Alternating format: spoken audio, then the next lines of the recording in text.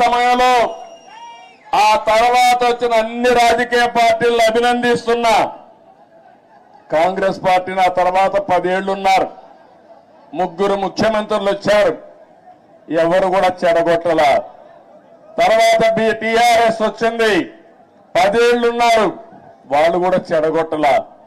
ఇప్పుడు మళ్ళా కాంగ్రెస్ వచ్చింది, రేవంత్ రెడ్డి గారు ముఖ్యమంత్రి అయ్యారు,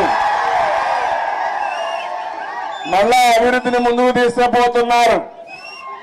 అందుకే నిన్న కూడా నేను ముఖ్యమంత్రి అవుతానే నేనే లెటర్ రాశాను రేవంత్ రెడ్డి గారికి, గౌరవ ముఖ్యమంత్రి గారికి. 2 రాష్ట్రాల మధ్య కొన్ని సమస్యలు ఉన్నాయి, ఈ సమస్యల్ని పరిష్కారం చేద్దాం, నేను వచ్చి మిమ్మల్ని కలుస్తానని నేనే చొరవ తీసుకున్నాను. దానికి తెలంగాణ ముఖ్యమంత్రి సానుకూలంగా స్పందించారు. అందుకు ఈ సభ ద్వారా కూడా మనస్ఫూర్తిగా ధన్యవాదాలు తెలియజేస్తున్నాను.